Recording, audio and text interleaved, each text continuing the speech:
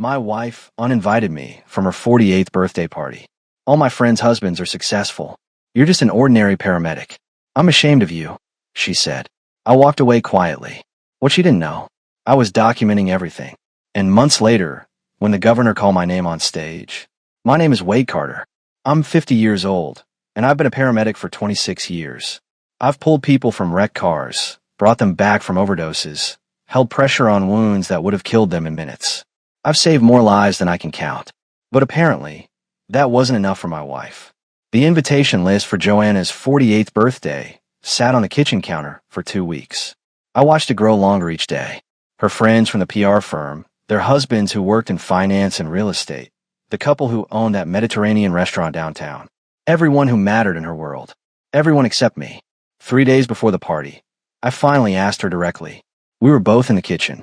She was scrolling through her phone, probably looking at party decorations or wine lists, and I was just getting home from a double shift.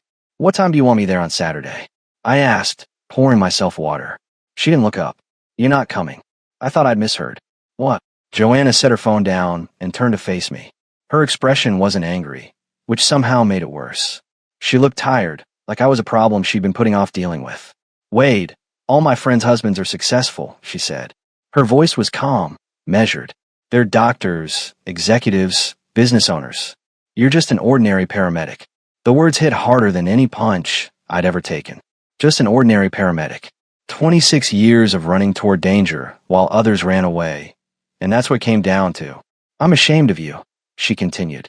I don't want to feel embarrassed on my own birthday. So it's better if you don't come. I stood there holding my glass of water, still in my work uniform that smelled faintly of antiseptic and emergency.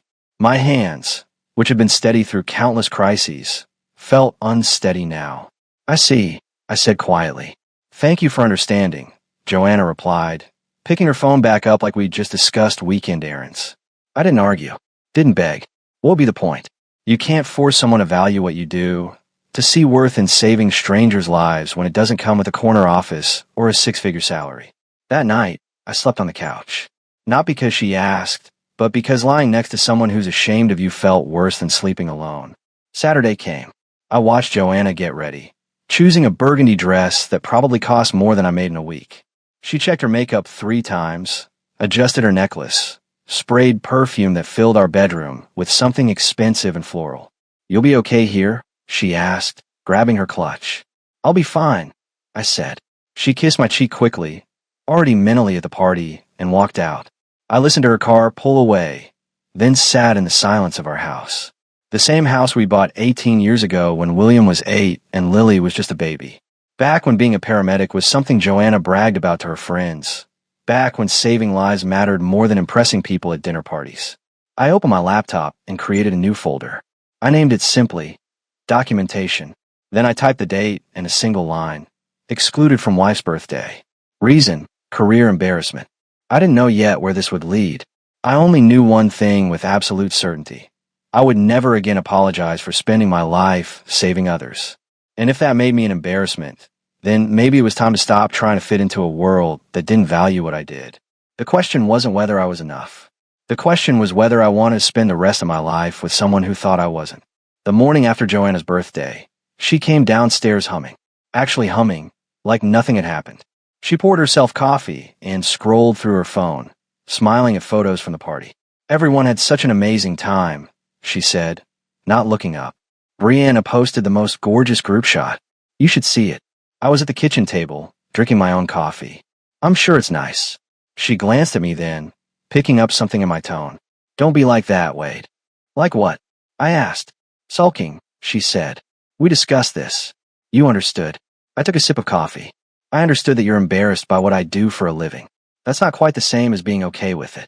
Joanna set her phone down with a sigh. You're being dramatic. This isn't personal. How is telling me you're ashamed of me not personal? She waved her hand dismissively.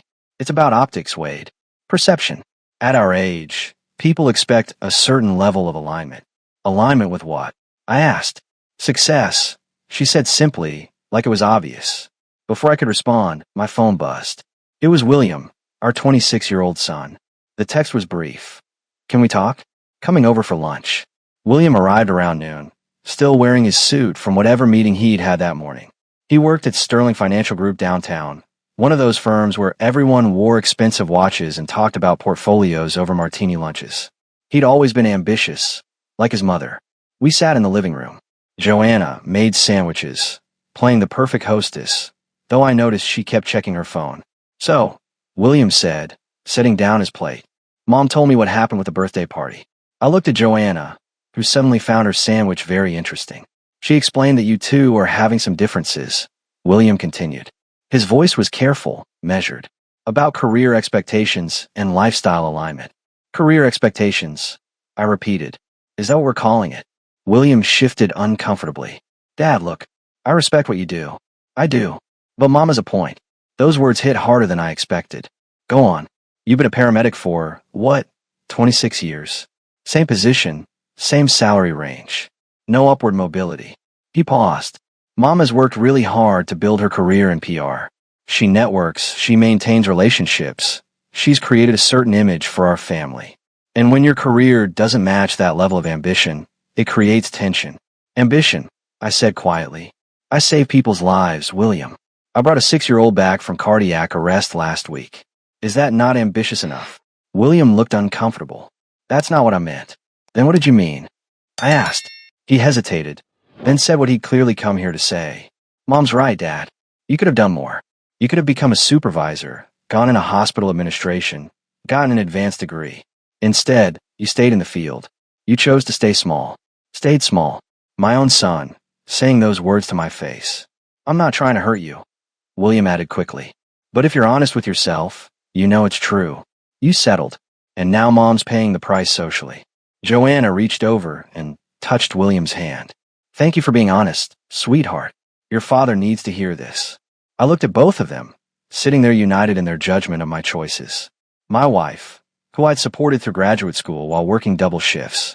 My son, whose college education I'd helped pay for with money earned driving an ambulance through some of the worst neighborhoods in the state. "I see," I said, standing up. "Is there anything else I need to hear?" William glanced at his mother, then back at me. "Just that maybe it's time to think about what Mom needs for a change. What would make her happy?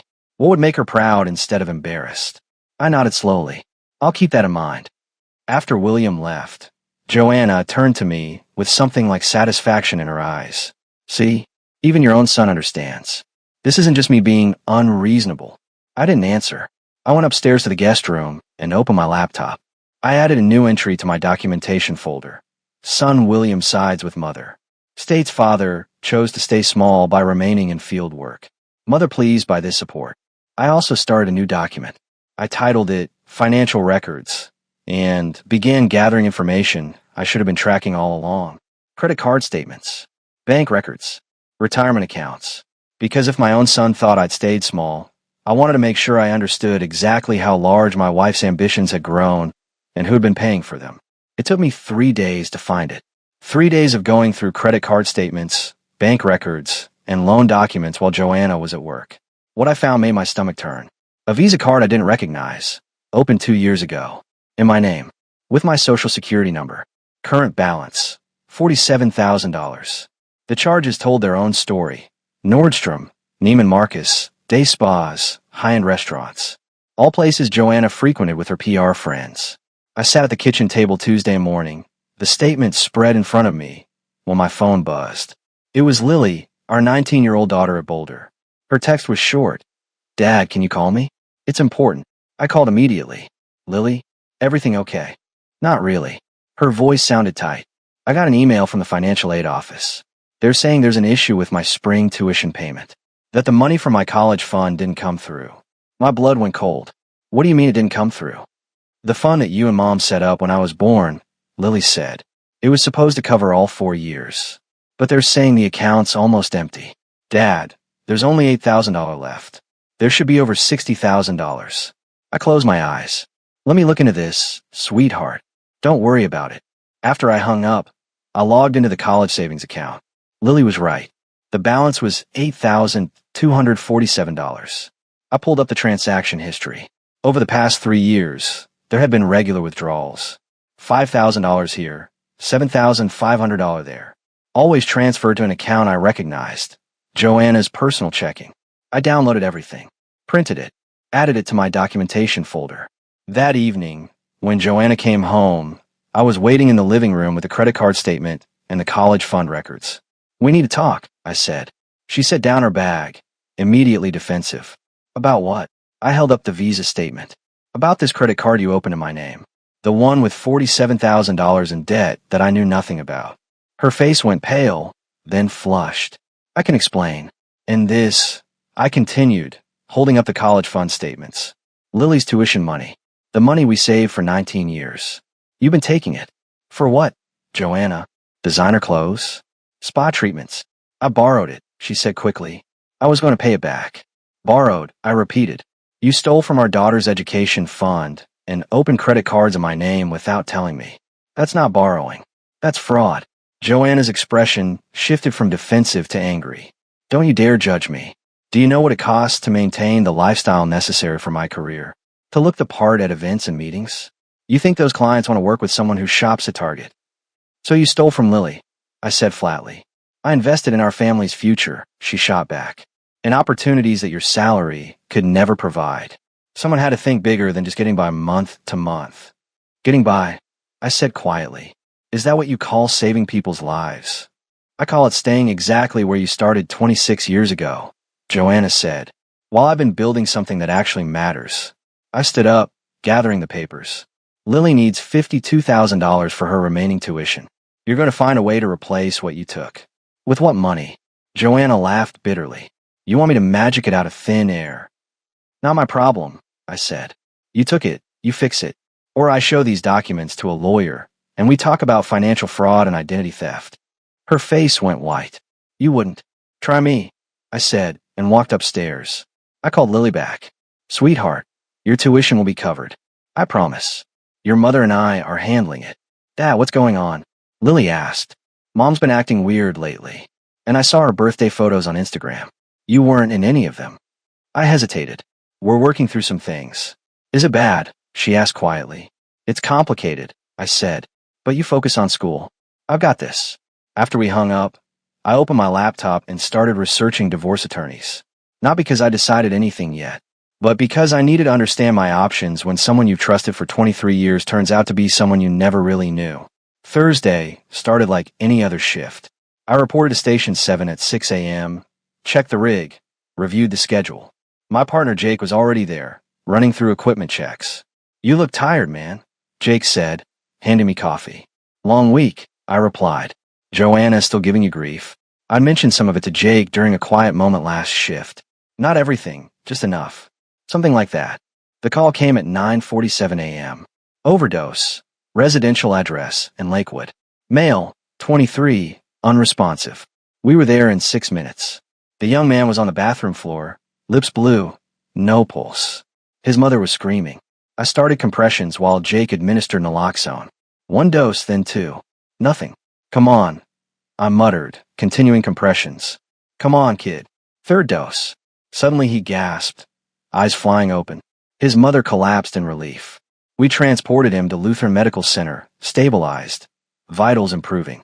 Standard overdose call, except for one thing. As we were loading him into the ambulance, his mother grabbed my arm. "You saved my son's life," she said, tears streaming. "Thank you. Thank you." I nodded, doing my job, and we rolled out. Back at the station, Jake was quiet for a while. Then he said, "You ever think about what we do, Wade? Like really think about it?" Sometimes, I admitted. That kid would be dead right now if we hadn't been there. If you hadn't pushed through that 3rd dose when most guys would have called it. He looked at me. "That's 23 more years that mother gets with her son. Birthdays, maybe grandkids someday.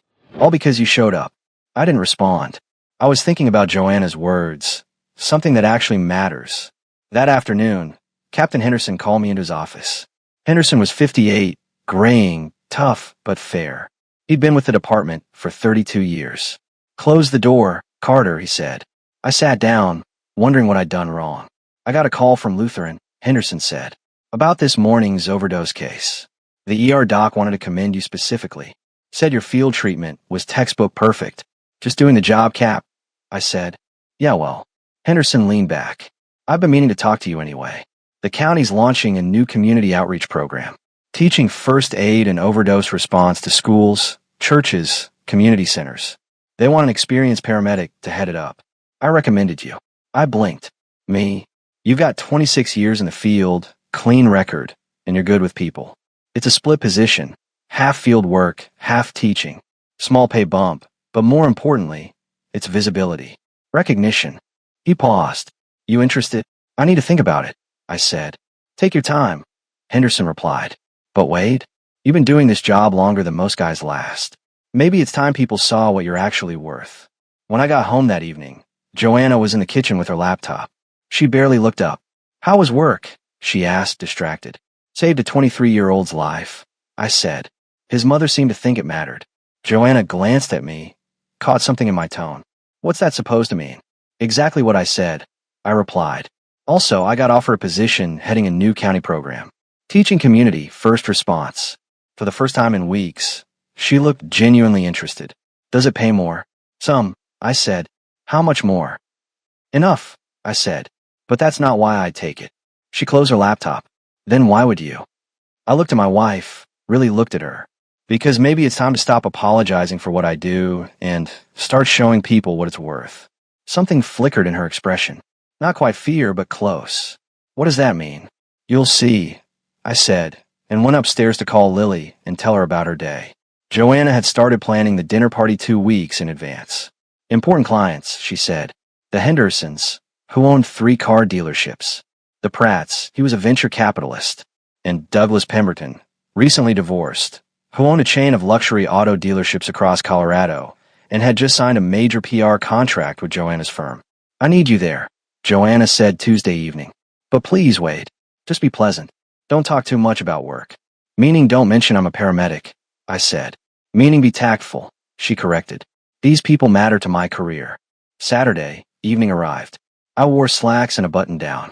Joanna wore a dress that probably cost more than our mortgage payment. Her hair styled, makeup perfect. She'd hired a catering service. Nothing was left to chance. The guests arrived at 7. Douglas Pemberton came last, carrying expensive wine and wearing a suit that screamed money. He was 52, fit, with silver hair and the kind of confidence that comes from never hearing the word no. Joanna, he said, kissing her cheek. He held it a fraction too long. You look stunning. Douglas, this is my husband, Wade, Joanna said. The way she said, husband, made it sound like an afterthought. Pleasure, Douglas said, shaking my hand with the grip of someone who works out with a personal trainer. What line of work are you in? Before I could answer, Joanna jumped in. Wade works in emergency services. Emergency services, Douglas repeated. That's admirable. Management side or field work? Field work, I said. I'm a paramedic. 26 years. Something flickered in Douglas's expression. Not quite dismissal, but close. That's dedicated. Must be challenging financially. I imagine the pay isn't exactly competitive. Joanna laughed. That brittle sound I'd grown to hate. Wade's very committed to public service. Public service, Douglas said, nodding. Noble. Though I've always believed that helping people and building wealth aren't mutually exclusive. In fact, real success allows you to help even more people. The conversation moved on, but Douglas kept circling back to me throughout dinner. Subtle digs wrapped in friendly concern. Do you worry about retirement on a paramedic salary? Must be difficult when Joanna's career takes off and yours stays, well, steady. Have you considered moving into hospital administration? Better compensation, more prestige. And through it all, Joanna laughed along, agreeing, sometimes adding her own observations about our financial limitations and my lack of upward mobility. The worst part came after dinner. We were in the living room, drinking coffee. Douglas had positioned himself next to Joanna on the sofa, closer than necessary. He was telling a story about closing a major deal, and Joanna was hanging on every word, touching his arm, laughing at all the right moments. You know, Douglas said, looking at Joanna with unmistakable interest, I'm hosting a client event at the Broadmoor next month. Corporate sponsors, industry leaders. Joanna, you should come. Bring your husband, if he's available. The way he said, if he's available, made it clear he hoped I wouldn't be. That sounds wonderful, Joanna said, her face lighting up in a way it hadn't when she looked at me in months. I stood up. Excuse me, I've got an early shift tomorrow. Nobody tried to stop me. I went upstairs and heard their laughter continue below. Around 11, the guests finally left. I heard Douglas's voice, low and intimate, saying goodbye to Joanna at the door. When she came upstairs, she was smiling. That went well. Douglas was very impressed with the evening. I'm sure he was, I said. She caught my tone. Don't start, Wade. Start what? Noticing that your client was all over you? That you encouraged it. He was being friendly, Joanna said. It's called networking. It's called something else, I replied. And you know it. You're being paranoid and jealous, she said. Douglas is a client. A very important client who could bring significant business to my firm. If you can't handle me having professional relationships with successful men, that's your insecurity, not my problem.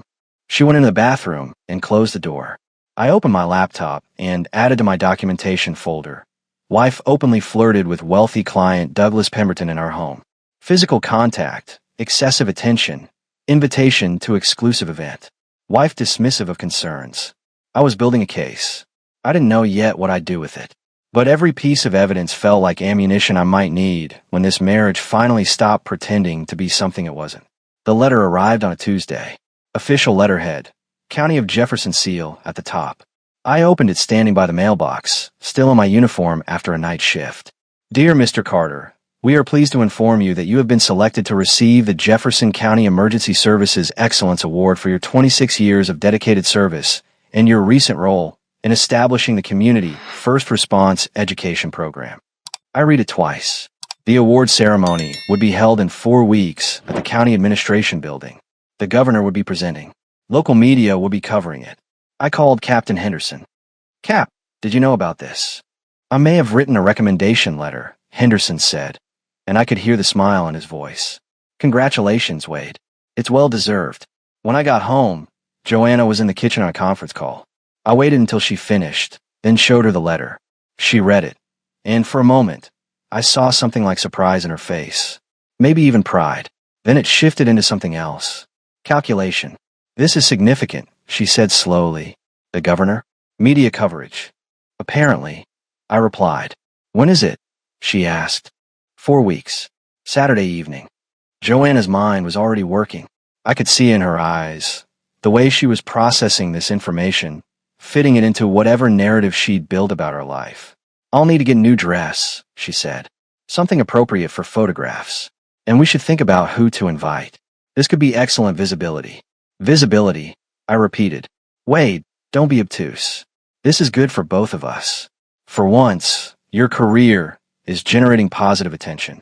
We should maximize it. I stared at her. For once? You mean for the first time you're willing to acknowledge what I do? That's not what I said, Joanna replied, but her voice lacked conviction. You told me you were ashamed of me. I said quietly. You excluded me from your birthday because I'm just an ordinary paramedic. Now there's an award and suddenly you're interested. I'm trying to be supportive, she said. You're trying to manage your image. I corrected. There's a difference. She set the letter down. Fine. Be bitter.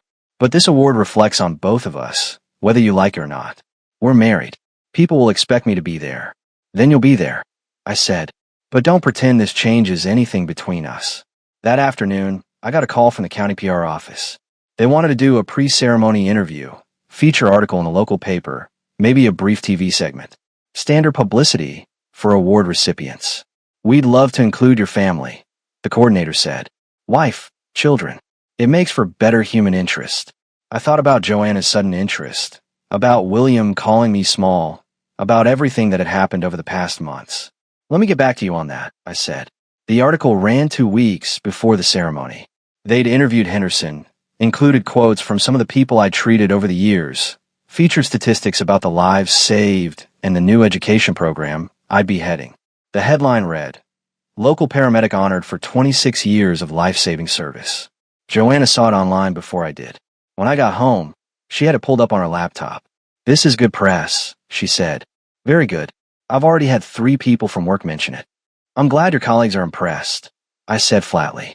Wade, can we please move past this? Joanna asked. I made some comments I shouldn't have. I was stressed. But this award proves you've accomplished something meaningful. Can't we just enjoy this moment?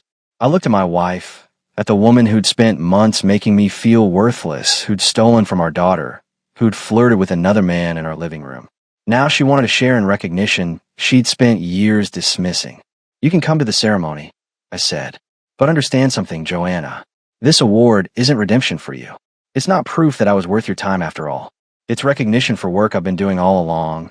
Work you couldn't see the value in until someone else told you it mattered. Her face hardened. I've always valued what you do. No, I said. You valued what you thought other people would think about what I do. There's a difference. And that's something you need to understand before the ceremony. Because I won't let you rewrite history just because there are cameras present. I walked away, leaving her sitting there with the article still open on her screen, probably already planning what she'd wear and how she'd position herself in the photographs. Lily came home for spring break 2 weeks before the ceremony. She looked thinner than I remembered, stressed. She hugged me at the door, then pulled back to study my face. Dad, you look tired, she said. Long couple of months, I admitted. Where's Mom, she asked. At the office. Working late. Again. Lily set her bag down. Dad, what's really going on? You guys aren't even trying to hide it anymore. I didn't want to burden her with this. But she was 19, not a child. She deserves some version of the truth. Your mother and I are having some serious problems, I said. Money problems, respect problems. We're working through it. Working through it, Lily repeated. Dad, she didn't invite you to her birthday. That's not working through anything. That's giving up. Over the next few days, I watched Lily interact with Joanna. The tension was obvious. At dinner Wednesday night, Joanna mentioned the upcoming award ceremony. It'll be nice to have the family together, Joanna said. William's coming too. We should take some photos, make it a real occasion. For your social media, Lily said quietly. Joanna's fork paused halfway to her mouth. Excuse me. You're excited about Dad's award because it makes you look good, Lily continued. Not because you're actually proud of him. Lily, that's enough, I said. Is it? Lily looked at her mother. Because I've been watching, Mom. The way you talk about Dad's job. The way you changed when he got this award. You weren't interested before. Joanna set down her fork carefully. You don't understand the complexities of adult relationships. I understand disrespect when I see it, Lily said. The next morning, I found Lily in the kitchen early, making coffee. She looked like she hadn't slept. I did something last night, she said. I'm not sure if I should tell you. Tell me, I said. She pulled out her phone. Mom was on the phone in her bedroom. I heard her through the door. She was talking to someone, laughing. I recorded it. Dad, you need to hear this. She played the audio. Joanna's voice, clear and unmistakable. No, he doesn't suspect anything. The award is perfect timing, actually.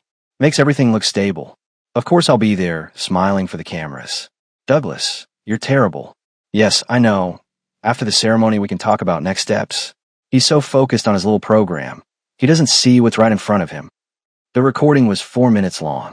Joanna discussing Douglas Pemberton, talking about next steps, laughing about my obliviousness, planning something that involved waiting until after the ceremony to make changes.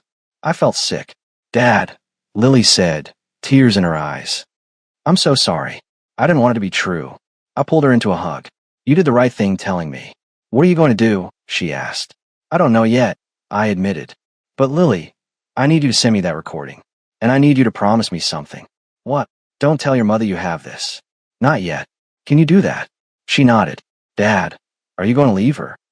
I thought about it. I'm going to do what's right. For me, for you, for our family. But on my terms, not hers. That afternoon, I met with an attorney. Patricia Reynolds, recommended by Captain Henderson. I brought everything. The financial records, the credit card statements, the college fund depletion, the documentation folder. And now, the recording. Reynolds listened to everything, took notes, asked questions.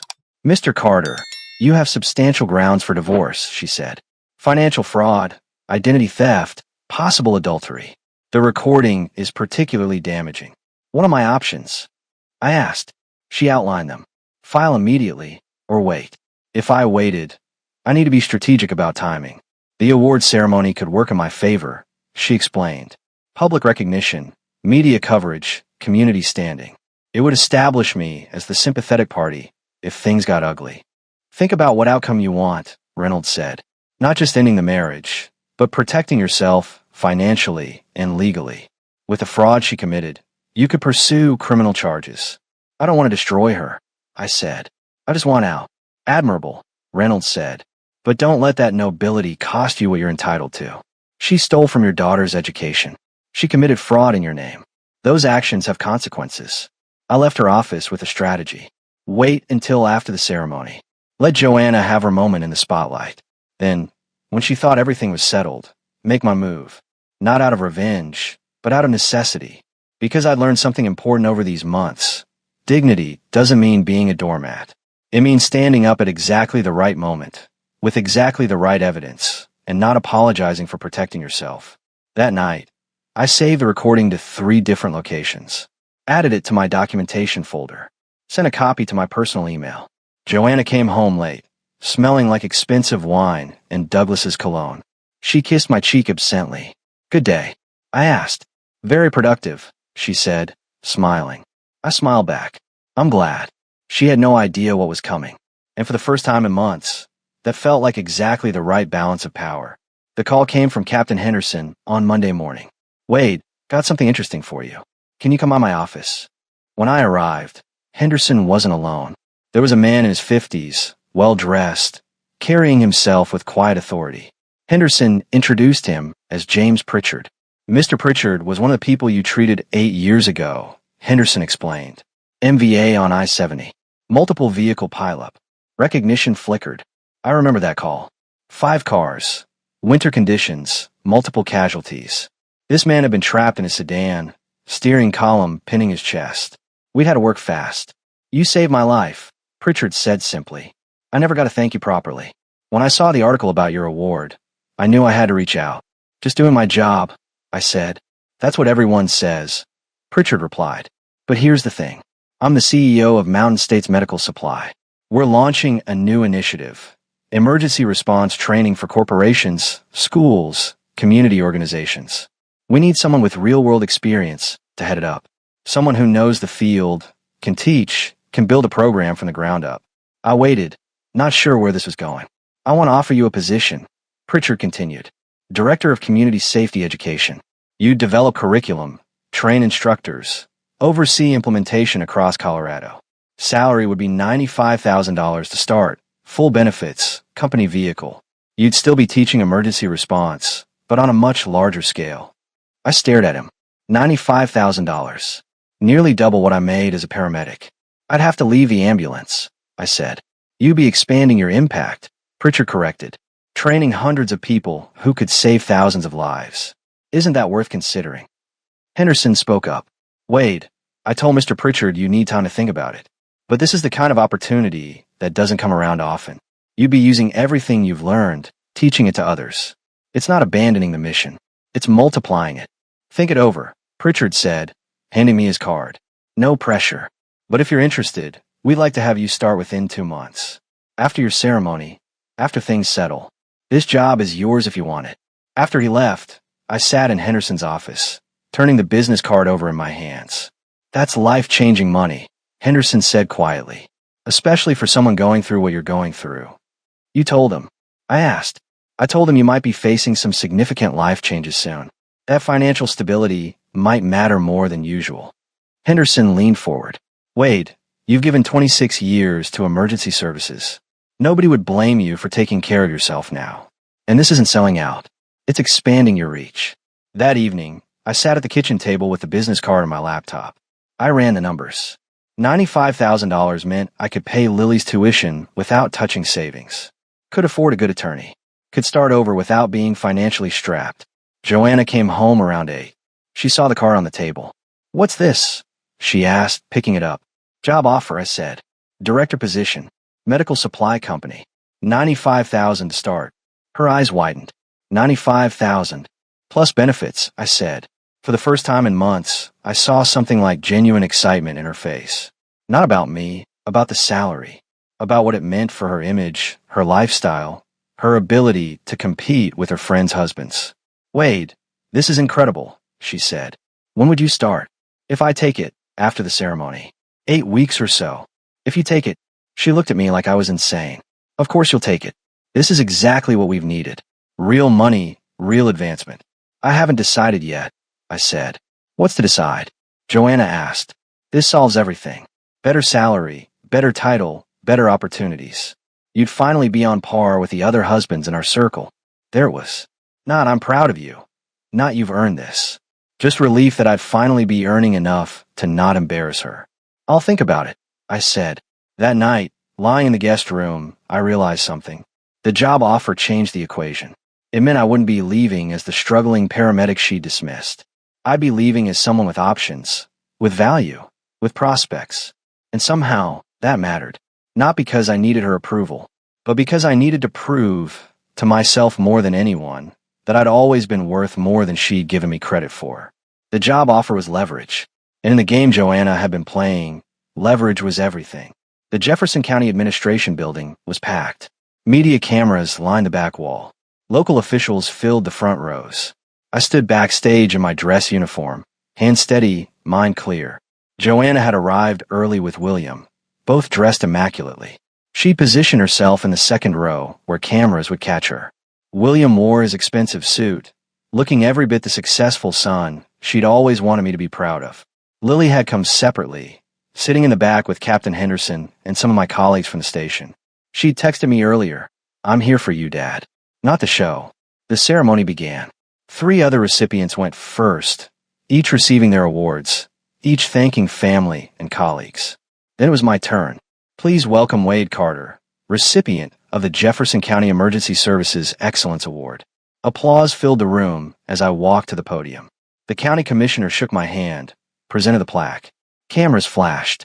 I stepped to the microphone. "Thank you," I began, my voice carrying clearly. 26 years ago, I became a paramedic because I wanted to make a difference in people's lives. I wanted to show up when it mattered most, to be there when someone needed help desperately.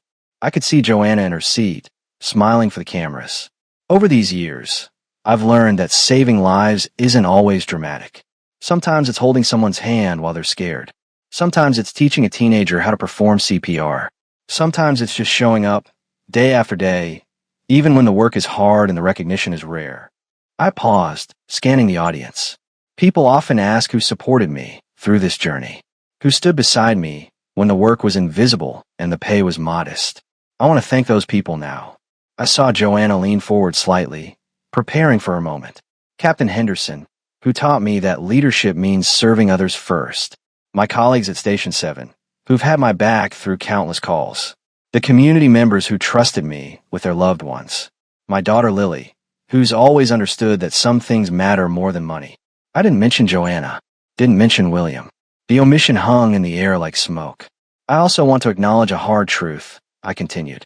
Not everyone values this work. Some people measure worth by salary, by title, by his social status. They look at a paramedic and see someone who's settled, someone who stayed small, someone to be ashamed of.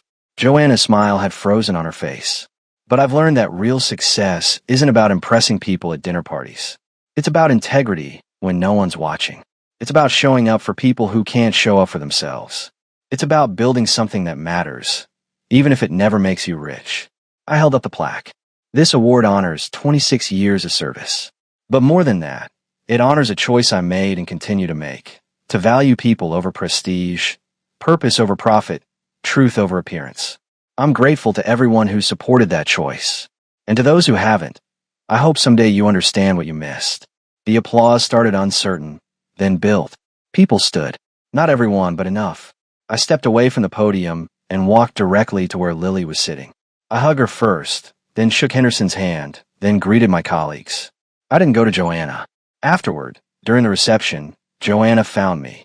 Her face was tight with controlled fury. "You humiliated me," she hissed quietly.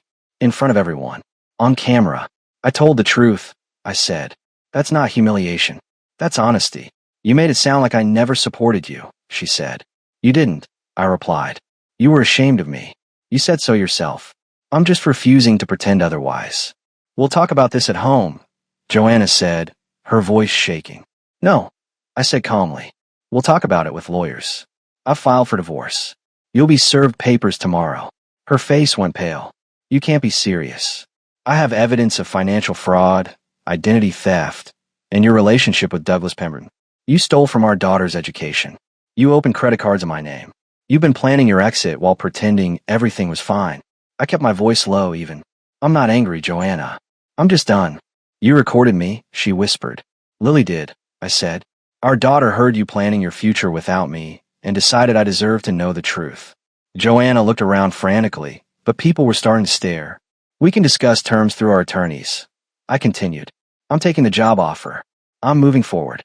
You can do whatever you want, but you'll do it honestly, with legal consequences for what you've done. I walked away, leaving her standing there. As I headed toward the exit where Lily was waiting, I felt something I hadn't felt in months, free. The divorce took 4 months to finalize. Joanna tried to fight, but the evidence was overwhelming. The credit card fraud, the college fund theft, the recording. Her attorney advised her to settle. She had to repay Lily's education fund in full. The credit card debt in my name was transferred to her responsibility. I kept the house, since I'd been making most of the mortgage payments anyway. She kept her retirement account and moved into an apartment near her office. William barely spoke to me during the process. He'd chosen his side, and it wasn't mine. That hurt, but I'd learned that you can't force people to see what they refuse to acknowledge. Lily, though, stayed close. She understood what had happened and why I'd made the choices I did. I started my new position as Director of Community Safety Education in September. The work was challenging but fulfilling, teaching emergency response to hundreds of people across Colorado. I traveled, developed curriculum, trained instructors. The salary meant Lily's tuition was covered completely, and I could afford a comfortable life without stress. Joanna's career took a hit when word spread about the divorce details. Her PR firm quietly let her go 6 months later. I heard she moved to Phoenix, starting over somewhere nobody knew the story. Douglas Pemberton apparently lost interest once she was no longer married. The affair, if that's what it was, ended quickly. 14 months after the ceremony, I was teaching a community first aid class in Boulder when a woman approached me afterward. Mr. Carter, I'm Emily Richardson. You treated my husband 3 years ago after a heart attack. You saved his life. We talked for a while.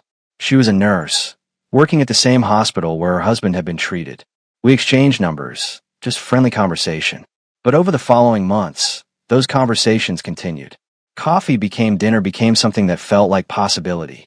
Emily understood what I did because she did similar work. She valued service over status, purpose over profit. We took things slowly, both of us carrying scars from previous relationships. But there was something real there, something honest. Lily graduated from Boulder with honors. At her graduation party, which I hosted at my house, she pulled me aside. Dad, I'm proud of you, she said. Not because of the award or the new job, though those are great. I'm proud because you chose yourself. You stopped shrinking for someone who couldn't see your worth. I learned from you, I told her. You showed me what integrity looks like when you brought me that recording. You chose truth over comfort. We're a good team, she said, hugging me. At 52, I learned something that took half a lifetime to understand. Your value doesn't depend on someone else's ability to recognize it. You can save 100 lives and still have people call you ordinary. You can build something meaningful and still have others dismiss it. But that says nothing about you and everything about them. I'd chosen to stop apologizing for who I was and what I valued. I'd chosen honesty over harmony, truth over tolerance. And in doing so, I found something better than approval. I'd found peace. Not just in my circumstances, but in myself. That was worth more than any ceremony, any award, any recognition. It was worth everything I'd fought to protect.